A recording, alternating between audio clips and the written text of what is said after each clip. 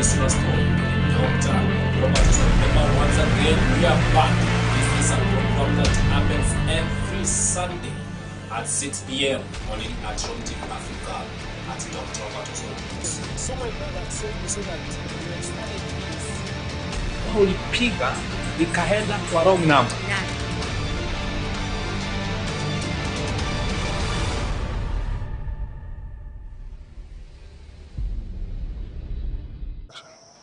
Welcome back once again to Romy TV Africa. Remember, this is your host, Dr. Robert Osoro at Desmond Show on What is Your Story. And this Sunday, we shall be featuring one of the prominent guy in this country of Kenya who has been traveling across the country and the world doing the trainings over the county governments, national government, schools, corporate organizations, and also in every industry. He's a guy that who has experience that you need to hear from him. And today we have him on the set on What is Your Story? You have a story that which you want to share, you can just keep sharing unto us at Dr. Robert Osoro on What is Your Story? Dr. Robert Osoro, what's your story at gmail.com. Remember, this is only at Romy TV Africa at Dr. Robert Osoro on all our social media platforms. This Sunday from 6 p.m. we shall be telling you all the story.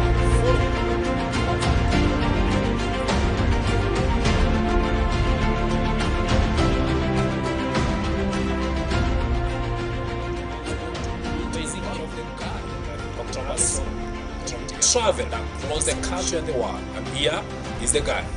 Keep watching, keep moving, keep following us. Yes, Hi. sir. How are you, sir? How are you doing? It has been long. Asante, Dr. Osoro. Since we met, it has been a long time. Just been hearing about you. You know, Doing great things. I'm telling you, we are at TV Africa. Thank you so much. We are bringing stories. I'm happy. There is someone that who is watching us that has a story. Yes. Let them visit the only place that where they can share, or they can be featured. Great. So, how has been everything? So far so good. I would say that we've been having a lot of lots of challenges. I've been in corporate trainings for the last. This is my 17th year now. This is the 17th year. Yeah, 17th year. I'm telling you, it And has I can not tell been you, easy. you've been ups and down. You know, when you're going up the mountain, even in the middle of the mountain, at the time you'll always go down the slope. But again, you have to keep climbing. But things have not been so easy. But let me say this: what has kept me going is the experiences we get through the challenges that we come across in the industry. Actually, I would say training is one career that you become more refined with the time. With time. You become better with the time. The more people you get, you experience different people with different needs. And with the time you become even much more refined and more better. Yes. So, for these 17 years, Yes. maybe how did it start? You know, many people start business and within a short period of time, Yes. the business stops. What happened is I did not just jump into corporate training straight away. What happened was that I first of all started with mentoring young people, with youth, when I was in my 20s. Right now I'm in 40s. Just keep it there. Yes. Remember, this is Romy TV Africa with Dr. Robert Osoro, bringing you the full story of what is your story at Desmond Show at Dr. Robert Osoro at Romy TV Africa. Keep moving, keep watching, keep being inspired. And this story is of another level. Oh my, I'm telling you, it's hot. Don't touch that screen. Keep watching.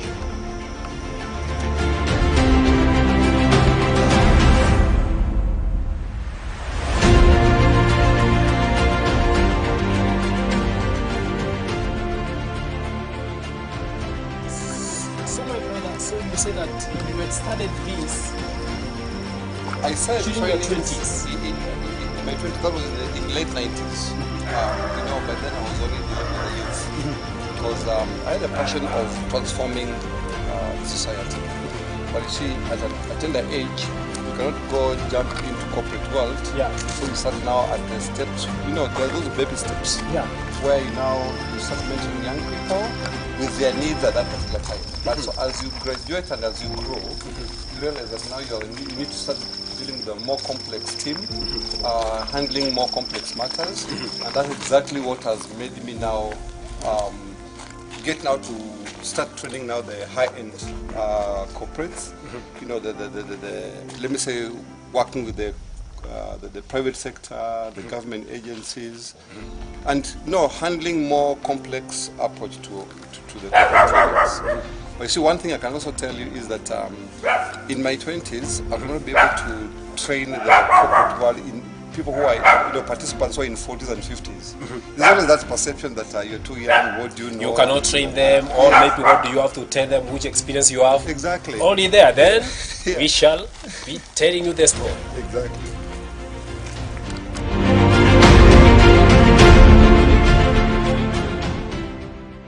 Yeah, my name is Gerishom Okonda. I'm a corporate trainer, team building facilitator, and I've been doing this thing for quite a long time. Right. Remember, as I told you that this Sunday. All right. As I promised you that this Sunday from 6 p.m. we shall be bringing you Testimony Show on What Is Your Story. And today I'm privileged to have a guest on my table here on the bench. I told you he's a guy that has been in the corporate world for the last 17 years plus. It's a guy that has moved across the country and the group, training the youth, the middle and the old age. And today I'm privileged to have here on the bench. He'll be telling us more, but remember, this is Testimony Show on What Is Your Story at the Dr.Robert Osoro at gmail.com, at RomiTVAfrica@gmail.com. And you can go to all of our social media platforms at RomiTVAfrica, at Dr. Robert Osoro. And on the set is Testimony Show. Yes. How are you? How are you, my brother? I'm doing well.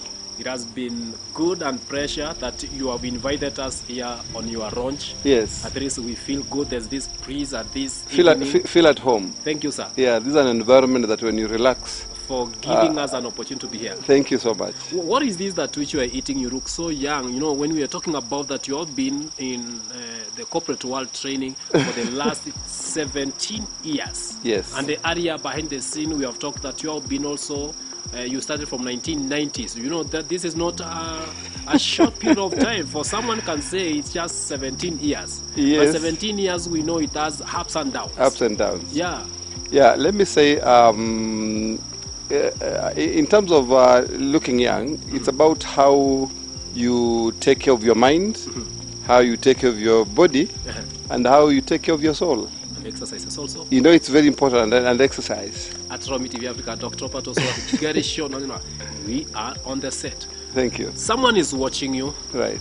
and someone is eager to hear your story. Someone is down to earth. Someone is discouraged in life. Someone has been trying to do business, is not working. Someone is in the marriage, is not working. And someone needs to hear this. Yes. Maybe you can introduce yourself.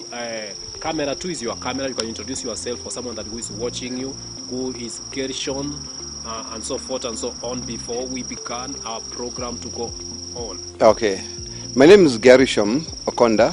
I'm a corporate trainer and a team building facilitator. That particular case, I've been doing it for the last 17 years or so. But I mean, my story is beyond 17 years because I remember I started off my career journey in mid-90s. Actually, to be very specific, in 1994, when I was introduced into marketing and sales. And from 1996 to 1998, I went to college. I did marketing and management, higher diploma. And thereafter, I ventured into doing aggressive marketing and sales. I think I remember that at the time when direct sales concept was being introduced in the Kenyan market, you know, where I could be able to be given merchandise. And I go out in the field to look for the clients. Yeah, and we were doing it through the direct sales way. We had been trained how to dress well. We had been trained how to develop a sales pitch. Then you go out in the market, target the number of clients or the calls you have to make in a day, and see whether you can be able to make your kill. Let me ask you, because Yes. you know, when we talk about 1990s, Yes. this is the time that I can say that we were in 19th century. We were not on 21st century. Many things On have the not 20th been century, yes. introduced. Yes. We did not have laptops. We did not have tablets. We did not have a lot of this digital marketing. Yes. We used to be doing one-on-one. Oh, analog, face to Analog. face. If you want to market anything, You have move to from door to door. door to door. Yes, exactly. Tell me how that has been. You know, like now you are in that 19th century Yes. doing that, this, Yes. and now in this 21st century, Yes. you are doing still of the same thing because I'm seeing certain consistency which many people don't like. Yes. People want something that they get today and they get out. Now, to be precise, this journey, Yes. your journey started in 1994. Yeah, 1994. After 1994, you go to the training. I went to training, which I graduated in 1998, 1999 there. And then what I decided to do is I started my own sales company. But there's one thing that inspired me. I've always wanted to transform people. I've always wanted to leave a positive mark in people's lives. So that But because I was very young, in my 20, I was actually 22 when I was introduced into this. What I decided to do is I decided to walk my career journey with the youth. So I set up a youth center where I could train them. Maybe if I take you back. Yes. Now, during that time, you were in Nairobi, you were in a country, maybe, and again, maybe there's someone that want to hear. Going People back- think maybe you were born in Nairobi. Where is this that you were born, and then how did it start? Maybe if I take you back before your career. Oh, your yes. life journey, where you were born, growing up before you go to this career. I'm from Western Kenya, Kakamega. But my entire life I was raised in Kitale, where our farm is. And I had never stepped in the city, throughout my life. I remember way back when we could just walk barefoot. I used to walk for 7 kilometers going to my primary school and back every single day. And I remember first time to put on a pair of shoes is because it was a requirement to join Form 1, right, in a boarding school. So, yeah, that's when I was putting on my shoes for the first time. And I went through my high school at Chesamis High School. It's on Mount Elgon. When I finished, that was exactly 1990. When I finished my high school, that's when I came to Nairobi. To be very specific, my mom told me that she could not be able to take me to college because she didn't have money by then. And the others had other siblings who needed the same share of education. So she told me anything that you're going to earn thereafter, it's all in your hands. So I bless you, you go your way. And that's how I stepped in Nairobi for the first time. I remember my first house, I was paying 250 shillings in Kibera slum. Yes, a place called Green Hat. I don't know whether it still exists up to now, but that's how I started my journey. Did you had someone who invited you to Nairobi? Yeah, actually, I came and I started studying with my sister. My sister was married, staying here in Nairobi, and so I started staying with her, but not for long. For almost like 6 months, and I thought, like, no, I'm a man enough. I need to start now learning how to, get my own. Get your own mattress, get your own house, get your own everything, so you can start that journey from the humble ground. I'm one person who never believed in being given a comfort zone to ride on. And so I asked her if she can be able to help me get my first house, at least buy me some few things. And I got a one-roomed house near the DC, Kibera DC there. There's a place called Green Hat. I got Nyumba Matope there, and then that's how I entered in. Yeah, on a small 2-inch mattress, putting on the ground, and I started my life. I remember the first time I came to Kibera, that DC. Yes. DC is there. Yes. And is it last year when I passed there? You cannot recognize where DC was. You can't recognize. Constructed, those houses were there. There's no order. There's no order in that place. I'm telling you. Yes. There's no call. Yeah. Now, just on that part, my first job, I was working in industrial area, a company called Mareba Enterprise. It's on Lunga Lunga Road. I remember could you walk 11 kilometers from Kibera to industrial area every single day through the railway line, right? And I used to be paid 47 shillings per day. And that you work from 8 to 5 in the evening, and then that money will be put together and be paid after 2 weeks. So what could happen is sometimes when you're too tired to walk, there was a Kenya bus service by then which could trail from Ayani Estate to Likoni, and you pay 10 shillings across the town. And in the evening again, if you're too tired to walk, again you go to Likoni Road and then Jogo Road, right? You take a straight away bus, number 61, if I may remember very well. It trails you back to Ayani, and so you're at home. So going to Industrial and back, I would spend 20 shillings. So then you have 27 shillings to budget for your food, so for already everything. Out of 7 shillings per day, you have spent 20. 20 Yes. shillings. Yes, so you have to- remaining with 27. 27 shillings This is what remaining. you will budget for food, for Yes. unga, maji, and Everything. else. But when people talk about mafuta ya kupima kwa kijiko, you know, the unga on a sieve, I would understand where people are coming from. When someone in Kibera slum tells you that I can budget for 100 shillings or 200 shillings, I can attest that indeed you can go somewhere and buy 3 spoons of sugar for that particular day only. Yes, so that's how my life started. That's where you started from. Yeah, but now it reached a point where I could not be able to manage that, and so I had a brother of mine, he's late. He called me to stay with him in Isli. Right, before I realized, and let me tell you what happened in the industrial area, there was a foreman who asked us, you know, for you to get that opportunity to work in that construction job, you had to they asked for a bribe of 200 shillings. And you see, here is a case where you're trying to struggle how you can balance the 27 shillings on every day save until you pay your rent. So I could not manage to raise the 200 shillings, so I did not get my job renewed. When I started staying with my brother in Isli, little did I know that I was getting to a new gang, and I became a tout in Isli.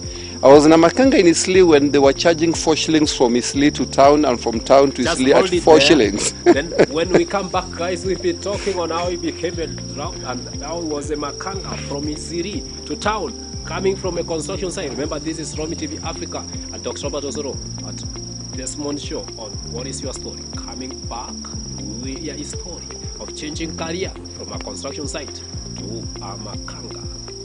Don't touch that dial. Keep watching, keep tuning, keep subscribing, keep following us. We are coming back after a short break.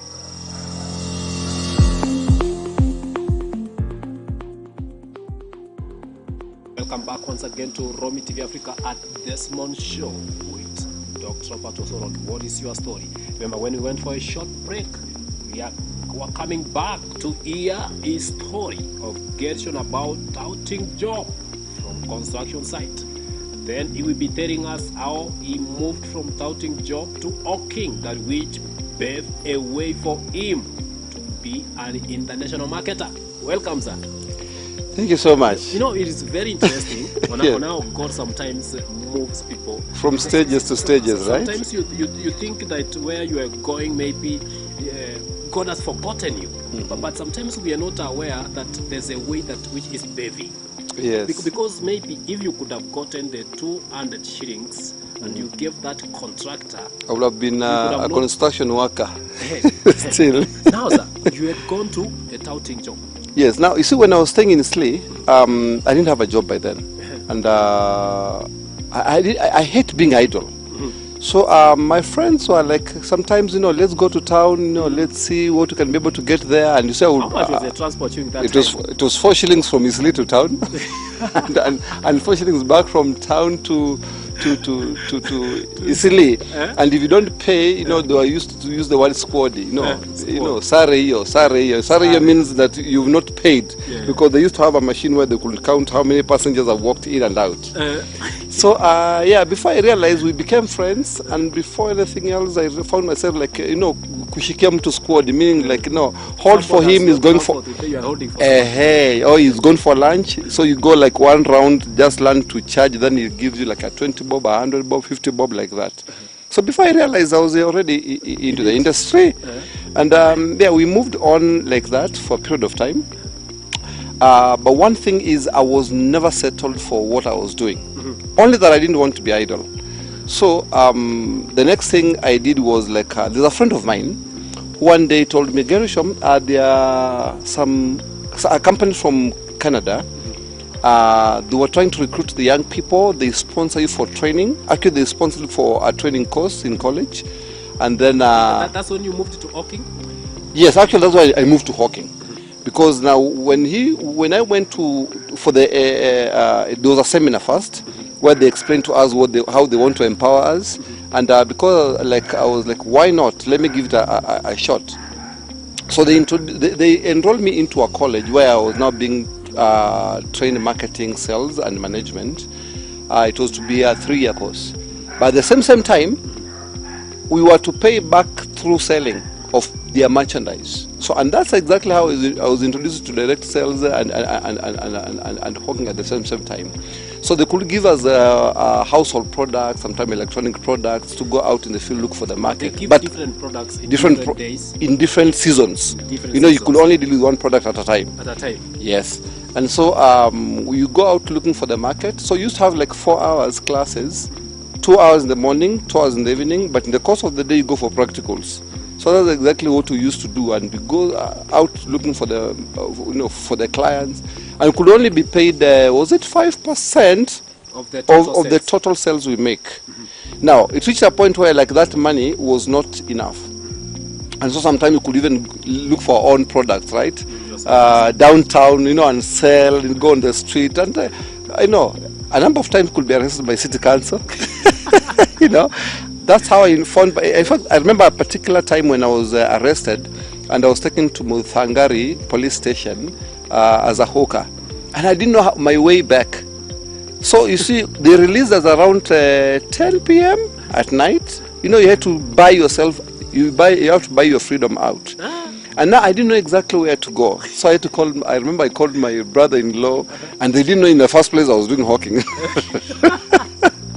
And so I'm like, I don't know where I am. By that time, like right now, there's GPRS, there's what, you can send a pin and someone comes for you. By then, there was no technology to tell someone where you are and what. It was a landline time. And remember, it's at night. I walked from Muthangari trying to trace my way back to town. Where is Muthangari? Muthangari is... Is it James Gishuru Road? Up James Gishuru, Waiyaki, that area, right? Yeah, just after Lavington. So, but I traced my, you keep asking people, like, I want to go to town. Where do I follow? Someone tells you, keep walking. And we were about like 3 hawkers. Until I go to a place where there was this telephone booth. And I called my brother-in-law, so he came and picked me from where I was. And, that never stopped. Why? Because the money I was making was good. I was keeping myself busy. But now something, let me just fast forward. I did that for about 2-3 years, and we were so many youth. Apparently that company closed down in 1999, and so we were left with the experience, but the company had gone. So what did I decide to do? I started actually an organization to help the young people. I train them, I get my own products, and then I give them to go and sell. Now I became the boss. My first office was in Uhuru Park. I could not manage rent. I didn't have a license. I didn't have anything. But there was Uhuru Park is an open place where people meet, and nobody asks you for the license or anything. So I could go downtown, buy products. Sometimes I go to Isla, I buy products. I come. We were 17 youth. And I train them the same way, and then I give them the product. They go sell in the evening. Again, we meet the same place. So you have to do continuous training, and I think that's where the seed for training, came. Yeah, because now I realize, like, wow, I'm so effective. I train you, you go sell, you make your money, you bring me the balance, and that's exactly how I started growing into it. Now I ran DS Max Kenya Limited. First of all, it was like DS Max Foundation for the youth, just to empower the youth. DS Max was your company? It was my company. And so young people would come and we mentor them. I could motivate them through team building programs, having fun, just bring young people together to, get them out of the idle estates and come and do something constructive. So that's exactly what made me now start developing the desire and the passion to empower people. I remember there's a time I was interviewed by Honorable Tuju, Raphael Tuju. Yeah, he came to learn that there are so many young people in town who are very smart in ties, but they're carrying products going around selling. So he traced his way back until he found our center we were in Sonalak's house. So he did a very big feature story. Actually, he did a very big story on one of the old mills on KBC. And then from there again, I had other people like Elias Makori, who did me a story on the mainstream newspaper. I remember people like Jimmy Gathu. Everybody was now trying to find, this story was so interesting. How can he employ more than 200 young people in town? And yet you are a youth. Yes, by then I was only 26 years of age. Remember, now it's 4 years since I started. And that gave me a lot of insight. It gave me the energy. Now I'm appearing on the newspapers because I'm empowering people, young people. And even parents now could start sending their children, the young people, to my center for counseling, for training, entrepreneurship, things like that. And then we sell products together. We even stopped now. We went beyond Nairobi. We could camp in Mombasa, sometimes in Nakuru, different markets. And that's exactly what excited most of young people, because of the traveling part. Going, having fun, making money. But of course, when their time to go to college comes up, they will say goodbye from the project and then they go to colleges. Now, after a while, I remember in 2000, this is a fast forward. By the time in 2007, we were celebrating our 10 years anniversary. 2007. Yes, because we started in 1997. So 2007 October, we were running we had an event. It was a 10th year anniversary. And so we had so many young people who had been empowered by the program, by the project. And so there's no single hotel. We had money, but there's no single hotel which could accommodate the numbers, because youth came from all walks of Kenya, from Nyanza, Western, Coast, Central Province, but then it was still provincial demarcations, right? We were over 3,000 youth who came, and so we hired Uhuru Park, the same place we started the project. We went and acquired a city council license, and we had our rally actually in the center. It was the same time the politics were at the peak. It was at the peak. So people thought it is a political rally. And so media came for coverage and many things like that. And immediately after that, if you can remember what happened in 2007, after the election, there was post-election violence. And, people fought, we lost businesses. Like us, we lost a lot of businesses because there was a company called Airtel, which had Celtel, which had recognized us as now, big direct sales movers, and so we had become distributors. And as distributors, we were selling now airtime, phones, and other small gadgets. Now, we lost a lot of business because our shops were broken into, young people disappeared with the airtime during post-election, December time. In 2008, so many organizations came from all over the world for peace movement, to try and broker peace, because it was a post-election healing time. So a very big event took place at United Nations in Gigiri. I remember organizations like Youth Federation for World Peace from South Korea came in, Family Peace Federation from US came in, Martin Luther King Foundation, PLO Foundation, all these foundations and other organizations, they converged at United Nations Gigiri to try and just spread peace, talk about peace and bring people together. What happened was this, and Dr. Osoro, that's why my star shined. I was nominated to go and attend that conference as a delegate, as a peace delegate. And during that time, there were different presentations that were taking place. They were trying to recognize people who've worked tirelessly to transform the lives of people. People who have been working hard to make sure that the life of other people becomes better besides their own. And I was nominated. And when I was nominated, guess what? Out of there were about 507 delegates who came from all over the world. But they were awarding the top 50, right, as people who have really achieved more than the scale. Do you know that's a conference where I was recognized with an International Peace Ambassador Award? Wow. When I got that award, it opened my international doors. Wow. I was sponsored to go for leadership trainings. I remember we went to South Korea. At the time we were in Denmark, in Europe. We travel different countries, and it's a place we could spend like 6 months, 1 year, and you are being trained now like not only a peace ambassador but also as a leader. Now, 2 years later, that was 2010, 2011. I was now, after 2010 there, around 2011, I was appointed now to serve as the president of World Youth Parliament. Wow. Now, I was commanding youth globally. I was being invited to go for social economic empowerment programs for the youth globally. We visited different countries, including Nigeria, Ghana, Kigali, Rwanda here, Tanzania, and most of the countries in Africa, though a few across. But that took 5 years. I got very good exposure. I was introduced to big personalities.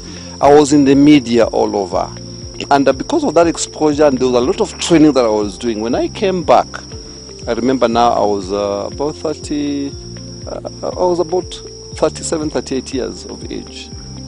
And now the passion for training superseded the sales jobs. My background is in marketing and sales, but now I was used to now standing before, in podiums and in the conferences, and I'm speaking to people, and the feedback I was getting is what inspired me more, because people were telling me, wow, I've attended this kind of a conference before, just hold a minute, because someone want to hear how you became from touting to an international trainer. Yes. Moving across the country. Mm-hmm. Remember, this is Romy TV Africa with Dr. Robert Osoro, and this is the Desmond Show at What Is Your Story. We're on for a short break, but after we come from this short break, we will hear his story on how he became an international trainer which has changed his life, and also he has changed the lives of youths at all ages. Till death, don't touch that dial. Keep watching, keep subscribing, keep commenting. Tell us where you're watching us from. Send us an SMS. You can also send us an email. You want to be featured in this story? It's only at drrobertosoro@gmail.com or at Dr. Robert Osoro. What is your story?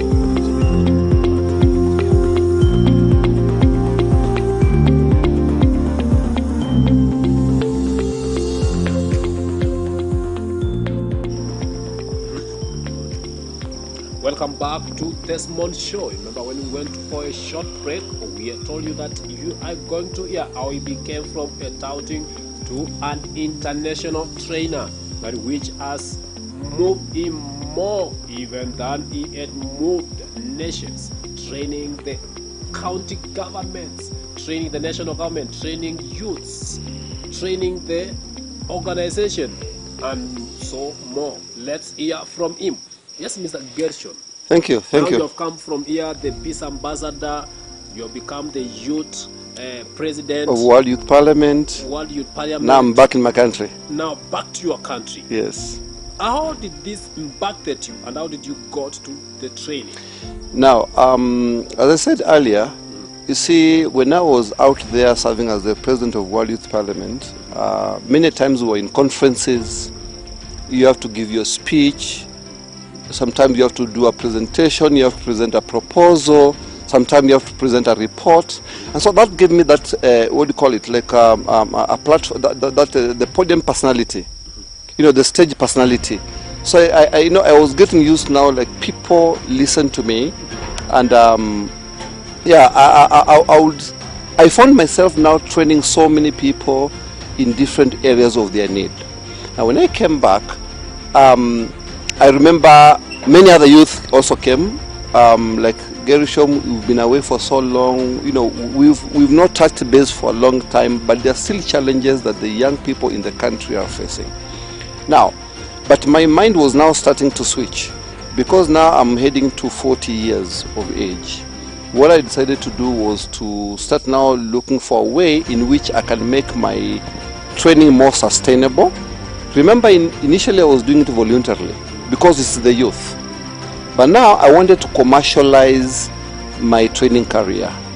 And so I started getting in touch with training consulting firms in Kenya, who could be able to give me like 1 or 2 slots to go and train. I was more focused on doing soft skills or life skills trainings, you know. And with time, I came to learn that there's a very big skill gaps in every organization. You know, people are being hired every single day, and maybe you're being hired when you're not fully equipped, or your competence level, skills competence level is low, or is not up to date. Believe it or not that, every time there's a change in how, whenever there's a change of the 3 Ps, that's the processes, the policy change, and whenever there's a change of people, a training is always needed. You know, you realize that the way things were being done yesterday is not the way they're going to be done today or tomorrow. And that requires that for the workforce to remain upbeat in terms of the skills, training is needed. And sometimes, okay, there are organizations that do what called internal trainings, but most of them will prefer inviting an external trainer, right, who is well exposed, who is well informed to deliver the training. And sometimes you realize that when you keep on listening to the same internal trainer employed in the company, you know, there's always we tend to, you know, we are used to this person telling us this and things like that. Is the norm, yes. So, but when they get somebody from outside, they'll get the training or the understanding from a different perspective. Now, that gave me the motivation to start venturing more into training. And let me tell you something, Dr. Ari. To be a trainer needs a lot of reading, a lot of research. So training needs a lot of reading. Yeah, research. Yes, I developed the passion for training, but one thing I can tell you for free is that for you to be a good trainer, training needs a lot of researching. You have to keep on reading and reading. You have to keep on updating the information and the knowledge that you do have, so that, you know, if you're meeting the same client tomorrow, you have more updated knowledge than the one you delivered last week or last season. And so that called for me to, you know, invest a lot in books, do a lot of research, going online, and also even consulting more senior people in the industry than I was. And so let me tell you, the reason why I focus so much on soft skills, because in training there's I will divide it into 2. There's a technical part of the training and the soft skill area. Technical skills would only focus in a particular industry or in a particular profession, right? When it comes to soft skills, it runs across the board. Let's say, for example, it doesn't matter whether you're a mechanic or an engineer or a doctor, you need to be trained to understand something, let's say, for example, like stress management. Yeah. It's a requirement for everybody, regardless of which profession you are in. Yeah. Goal setting. Things look like information training, like about on emotional intelligence, personal branding, you know, interpersonal skills, communication. These are skills that they run across board. You know, it doesn't matter which industry you are in, it doesn't matter which career you are pursuing. These are the skills you need to keep yourself with. But I came to learn that regardless of the age, right from the time I was dealing with the youth to the time now I'm dealing with the professional seniors, I've come to learn that it's these are areas that, you know, keep on dragging people behind from performing. And so performance. Yes, and so what I did was, like, with the time I started working with different organizations who are doing different trainings, that is consultants firms, until now I got used to what the market really requires. Right now as we speak, I'm training senior management on leadership and management, corporate governance. I'm training you know, middle management teams, you know, the administrative teams. Actually, my main focus area, remember my background was marketing and sales, so it becomes the key. But thereafter, I'm also doing a lot of career development and personal development programs. So I do train them in that area. I'm also training in, as I said, leadership and management. Now, it took, let me say 3-4 years And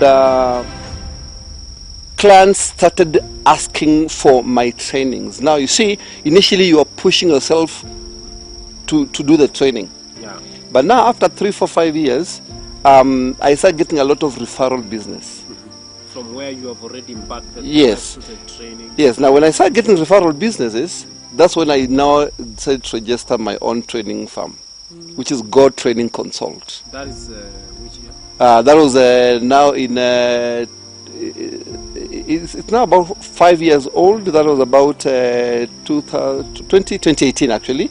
2018 April. That's when I registered now my own. But before then, I was working under the umbrella of other consultants. Yes.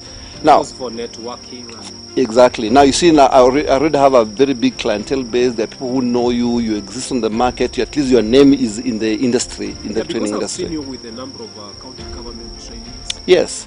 Right now I'm training a lot of so many county government in different areas. Let me tell you, as I said, soft skills training runs cross-board.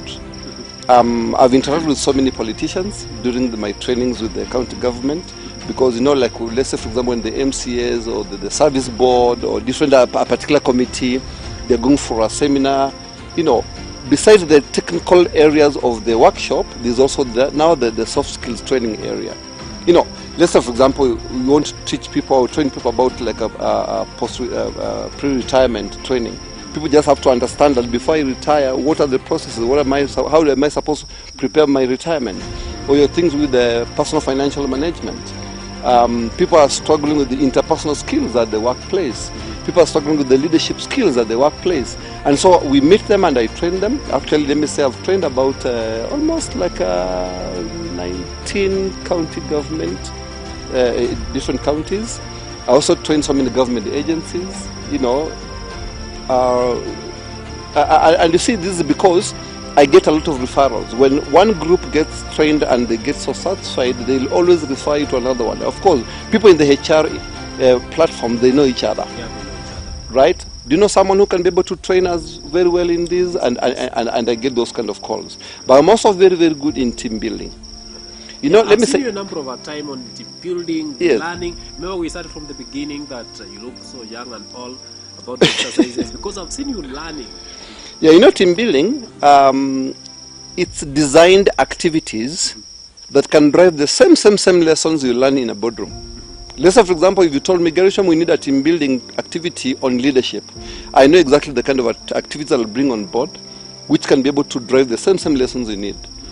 Lessons with the anger management, time management, teamwork, team collaboration, coordination. All those things I can be able to drive them through team building activities. And like what people understand with team building before, where people just meet together, sometimes they just go for drinking or having fun, running, and those tug of war things. The kind of team building activities I would design for a company, number one, let me tell you that before you do a training, whether it's a boardroom training, conference, or a team building, there's something in HR we call the TNA. You have to do a TNA. This is the training need assessment. Oh, training need assessment. Why do I need to train you? What are you going through? Are there gaps that we need to fill as an outcome in the training? Is it like you want to scale? Maybe you don't have a problem, you don't have challenges in the organization, but maybe you've scaled to a point where now you're stagnating. So why do we need this training? And what should be the outcome of the training? What do we want to achieve out of it? What are your expectations? What are your expectations, exactly? So before we do a training, before a client calls in for a training, I'll tell them, like, we have to do a TNA. Once we do that assessment, then we can sit down to design the training. For example, with this kind of a challenge, with this kind of a gap, and if this is our expectation, are we going to deliver it through a boardroom conference, or are we going to deliver it through a team building? Now, particularly for team building, you realize that these activities, they should be able to drive out that lesson. And let me tell you, when you're training people who are 35 years and above, you realize that they don't like too much of, you should never be academic. Yeah. Right? Make sure whatever you're teaching, it's applicable, they can relate with it, they can, there are things they're going through on day-to-day basis. Yes. Not something that will be seen to them Like as something complicated. taking them back to class. No. And that's why, like, even in my training, I make sure that how I deliver, because in training, everyone can be a trainer. Dr. I can give you slides to train. I can have the same slides in my class. But what makes the difference is the delivery. How do you deliver the content to a point where people understand? I mean, they learn, they understand, and they can easily go and apply. And to me, that is the winning mark. Because whenever I get feedback from the clients, you know, all the time after the training, we do what we call, the training evaluation. People will always say, yeah, you delivered this part and this part so well that I won't mind recommending someone else to come and learn this. Or someone tells you, by the way, what you've delivered today, I think there are people who need to get this the way you delivered it. But even when I get another group, shock on you, I will not deliver the same way you expect. Because I have to be very innovative and creative in my delivery. So team building makes people have fun and learn at the same time. That's why I'm now combining both workshop with the boardroom trainings and outdoor team building activities. And that's what has made most of my, it has given me a big mark in terms of referrals that I usually get for the business I do get. Yeah. Now, for example, if I may, you see, now training has become part of you and you have become part of the training. Yes. Now, what are those challenges that you actually go to training? Because I know every job, every profession has a challenge. I would say number one, for me, training is fun. I'm doing so passionately. I've ever seen a job you do that even if you're not being paid, you do it so well because it's coming from your heart. My first driver in my training is that I'm impacting in people. That's the first driver. The second driver, of course, is it's the source of income.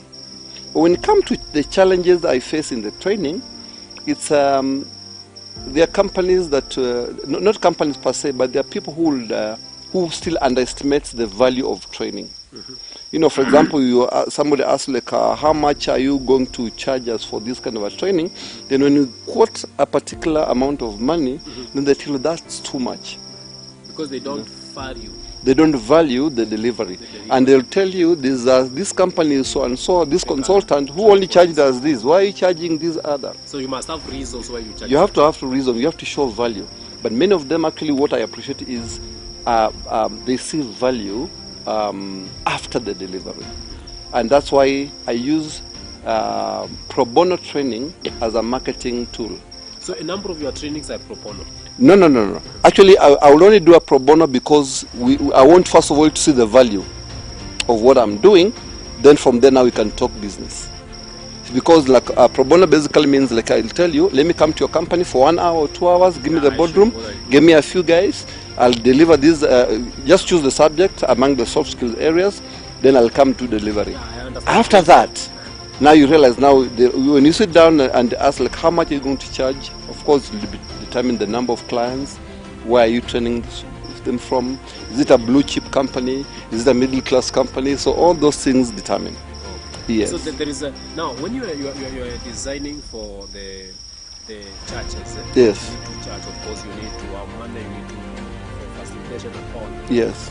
What are these that which exactly you are considering before you deliver? Because you have said that the churches are different. Yeah, there are different factors. It can be same training, but what are those factors that which you are considering before you deliver churches to the client? Because client A and the B and C, the charges might not be the same. But the training might be the same. Yes. What are those? Number one, where are you training from? I mean, if a client, I'm in Nairobi right now. If a client is being trained from Nairobi, my charges will be different from a client who's going to be trained from Mombasa. Okay, what makes the difference? Is it that the client will be paying the transportation? And yeah, they have to pay for the transport. They have to pay for the transport cost. They have to pay for the accommodation. They have to pay for even the design of the training. Their props I'll use, or the training material, the training aid that I'm going to use to deliver a particular a particular training different from others. So that means you have particular churches, Yes. or specific churches. That is if you only going to deliver the content. Yes. But if things like the material you're going to use, the place, the transportation, Yeah, they the might. grant becomes Actually, they might also alter on the charges. on the charges. Yeah, it might It also alter. depends on the, as you said, the venue. Yeah, the If you're venue. training from certain I mean, let's say, for example, here, if I'm training the client from Nairobi, I might just do a tour and back home. So maybe the only taking of the transport cost. But if I'm going to train from Mombasa, let's say for 5 days, they have to take care of my air ticket, or if you're going by any other means. Maybe you're going to be spending in a 5-star hotel where you're doing the training from. So it means they have to cater for the accommodation for the 5 days, and maybe one night is 15,000, 20,000. So the client will have to take care of that. And you see, a client who can take care of that means, given their, their blue chip company, their participants are also there, and even now the level of charges also changes. And the last one is, what am I training? If I'm training you on product or on project management, and somebody else who's being trained goal setting, those charges are different. Project management is a technical subject. It's a technical course. So and even the people who are coming to attend are people who are, most of in managerial positions and things like that. So even the charges also differs depending on the class of the people you are training. About you talking several times about Blue chip companies. what does it mean? Blue chip companies are the high-end clients. You are training people who are earning like 300,000, 500,000 shillings in salaries, or 1 million shillings in salaries, and you're going to train them on project management or something like that, or leadership and governance. Now you see, those clients are different from someone who is a manager in a different company earning 40,000.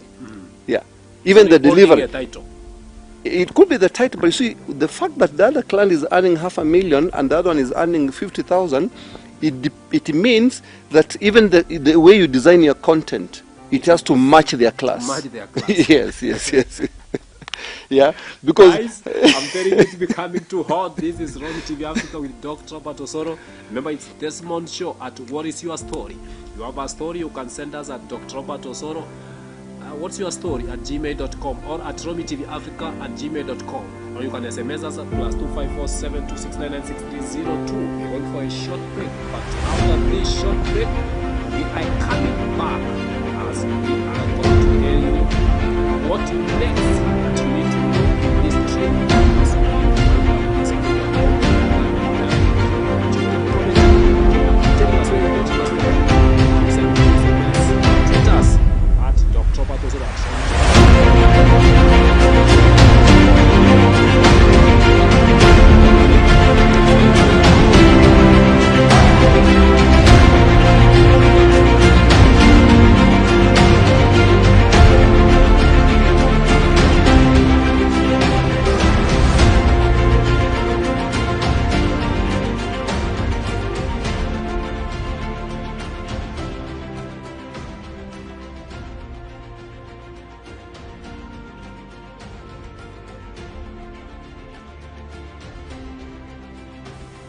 Welcome back again. After this short break, we have talked about these trainings, how prices are differing from different clients, Clients, yes. positions, and with the content that we are going to deliver at Romy TV Africa. Dr. Robert Osoro, keep sending us your comment, your message, tweet us, and also tell us where you're watching us from. Bwana Gershom, yes, we have talked about this training. You have moved across the country. You have been doing trainings in counties, in corporate, and all. Yes. Now, what is the way forward that you have been doing this? Now, for all these years, the experience over 17 years, what is the way forward? Okay, fine. I always say the only way you can measure whether your company or you are impacting people or you're growing is by the feedback. In marketing, you are told it's your duty to design the product, but it's the duty of the client to help you improve the product through the feedback that the clients do give you. It is your duty to create, to design, design the product. yeah, to create a product But it's the duty of the client client. to help you improve on the final product through their feedback. The words of Gerishom. Now, having said that, the kind of feedback I've been getting from the clients that I do train, it's so encouraging that many people have come back to me telling me how I've impacted into them. And let me give an example. Every time I train clients about subjects like interpersonal skills, when I talk on subject to do with corruption, integrity issues in public offices, more interestingly, subjects like emotional intelligence. A subject like emotional intelligence gives me feedback even from people in relationships. People come and tell you, you know, you've made me now understand why my husband behaves the way he does, or why my wife behaves the way she does. I thought it's something I can be able to change. Now it's my duty to conform to within the standards. Now, this feedback has given me a lot of referral business. Dr. Tari, I've been called to train in Zimbabwe, I've trained in Burundi, Rwanda, I've trained in South Africa, quite a number of times I've trained in Nigeria. And all these not because I sent a proposal to these organizations. It's because of the referral business. That if you want someone who can be able to deliver this and this and this, then here is the number, make a call. And that's how I would say God has really blessed me, because number one of my dreams when I was still in my 20s is now being fulfilled, impacting in people. Now, way forward, I want to come up with a training center. A training center in Nairobi. This training center is where, besides now being invited by corporates to go and train them in conferences, in boardrooms, and in big hotels, I want to believe that it's only a 20-25% of the population in the industry whom I'm getting in contact with. Now listen to this.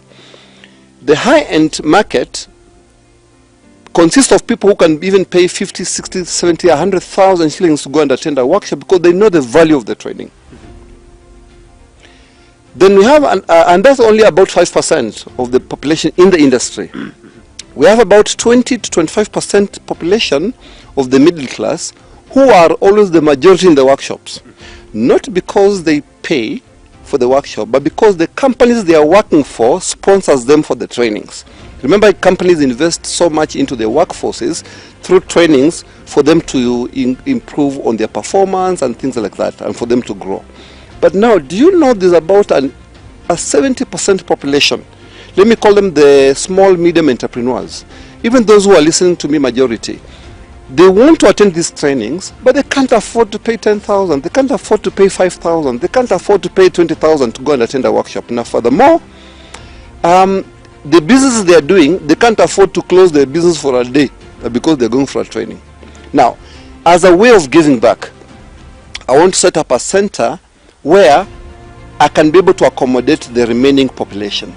Of course, I can't solve all the problems. I cannot be able to meet everybody, but at least a center where somebody says, if you want to learn something about how to, if I want to go for a business coaching, or I want to go for a talk on relationship, or I want to learn something about how to manage a small group of people, then I can go in this particular center and I'll find people there.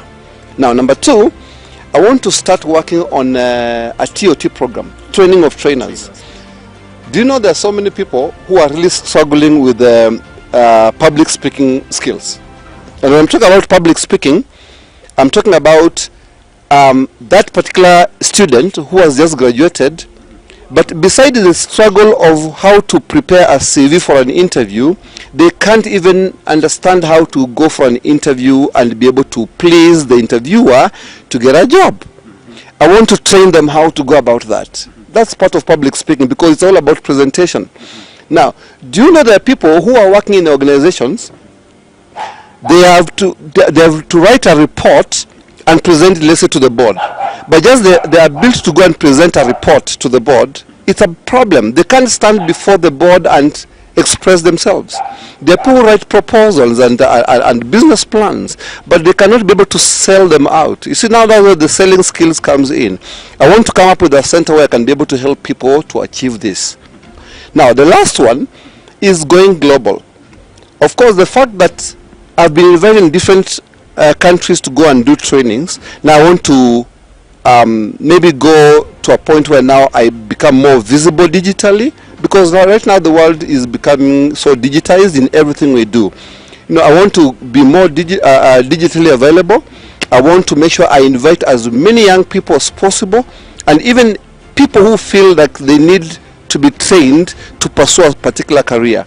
I want to come up with a center which can be able to achieve that. So this is the next big step that which you have. That's the next big step I want to achieve, because now look at this. It's the highest time now I start getting to the peak of my legacy. I'm more concerned about how people will remember me. And one of the way I can do that is to make sure I start mentoring now more other speakers, more other trainers. And let me take this chance, by the way, to really thank Professor Piolo Lumumba. He's really helped me to walk the journey. You know, he's always taught us how we can be able to be good presenters, how to be good citizens. You know, the other time, I remember the last time we were together, he was teaching about how it is very difficult to find a very honest person in Kenya, because of our value system in this country is quite compromised. Ethical, we're having a problem with, you know, with our public ethics. We cannot just get an honest person working in an organization and do things the way they're supposed to be done by the policy or by the law. Now, I want to believe that I have a contribution to make towards trying to shape the value system of Kenya and Africa at large. Try to question, you know, our ethics, whether it's public or, you know, private, but our ethics has to be questioned, because we have to do things right. And as I finish off, I'm more concerned about the future generation. I mean, everybody will once at a time terminate this world. How will you be remembered? Personally, I want to be remembered having been that person who contributed towards, you know, the social economic contribution of the nation of Kenya. And I want to say this: everybody can be a leader. You don't have to get into a political seat to be a leader, or waiting to be appointed in that particular position in an organization for you to be a leader. You can actually become a leader by your own dreams, your own ambitions, and build up an industry which can not only satisfy your needs, but also employ more other people who can be able to benefit from the same, so that at least you can say, I started off this, and this is exactly what I've achieved, and I'm at peace. Wow. Yes. I'm telling you, it has been a good opportunity. We have been having very wonderful time sharing this story at What's Your Story. But now, Gerishom, you have ideas and plans on how to come with a training center. Yes. But there's someone that who is hearing this or seeing you for the first time. And there's someone that who has been struggling, those consulting firms, those training firms and all. Maybe what is this the last thing that which you have for someone that who is watching you, that you can take that person camera to? Okay, the one thing I can be able to tell anybody who is inspired to become maybe, or to walk the journey that I've walked, is that number one, let us not be cheated by anybody that is instant success. Success is a journey. It has taken me 28 years to be where I am today. And all I can tell anybody who desire, who would want to listen to this and follow the steps, is that in life you need a mentor. And a mentor is that person who has walked the journey that you're now walking through. He's gone through it, he's made his mistakes, and you don't have to repeat the same mistake somebody made 20 years ago. It basically means that you need someone who can watch over you, somebody you're answerable to, somebody who can be able to see you through. You also need a lot of coaching. Coaching basically means you could be drowning in theory, in knowledge, but you lack the basic skills. You know, how to put your hand into work Because once you lack the skills, then it means your knowledge is not going to take you anywhere. It's one thing talking about what you want to achieve, it's another thing learning how to go about it practically until you achieve what you want. Otherwise, for me, I can say that anybody who dares to dream, you can be able to achieve that dream without any challenge. Why? Because as the late Miles Monroe said, that a dream or a vision is like a seed. And in a seed, if you plant it in the right soil, it will germinate. When you take care of a seed or a seedling, one day it becomes a mature tree. And a mature tree can obviously give you fruits.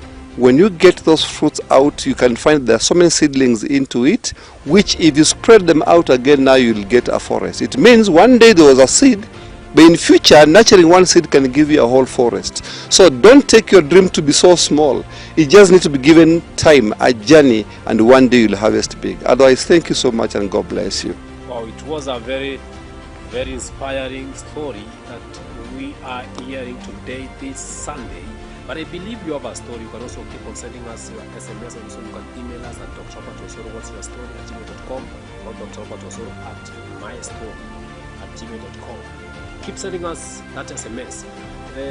As we wind up, there's someone that also feels that he needs to get you, someone needs to communicate to you, someone gets to get a mentor, someone gets to hear this. How can someone reach you? Okay, fine. I think the easiest way you can be able to reach me out, I'll share out my number. And I think right now almost everybody communicates so comfortably on WhatsApp or direct calls. My number is 0718 999 199. Is the easiest number you can always get to reach me out. Plus 254 718 999 199. Gerishom Okonda, it's my name. The number that which is passing down there on the screens, that's the number that you can be able to find him. You need a training in your industry, in your company, in your organization, whether you are a national government, that is the number. Do you have an email? Yes, the email is Go Training Consult. Go Training Consult is one word. Go Training Consult @gmail.com. I think it's easier to go through that so that you can be able now reach out and then you can be able to start negotiating. Maybe you can give, maybe if you are in social media platforms, someone. Yeah, social media on Facebook. I'm very visible on Facebook. Gerishom Okonda Ambuya. You'll always find me there with all the updates of the trainings I'm running. But more importantly, once you get in touch, you can be able now to start from there and have more insight. Thank you, sir, for you taking your time that we started this journey. Thank you so much. Now, I'm telling you, time is flying. It has been a long journey, a very inspiring story. Yes. So we are glad that at least we got you. You got there. Thank you so much. Get them. Thank you so much. Get inspired. I So keep appreciate watching at Romy TV Africa. Dr.Robert Osoro, this is your story. And what is your story? At Testimony Show every Sunday from 6 p.m. Remember to subscribe, like, follow us, tell us who you're watching us from. You want to send your story? Our emails are passing down there on the screens. We are ready to get your story and to share. Don't go away. Keep following us for updates. And we shall be sharing yours too. Keep clapping until your turn comes. They will turn to clap for you. See you next time. I was your host, Dr. Robert Osoro, with my guest, Gerishom Okonda. Yes. Thank you so much. See you next time. Asante.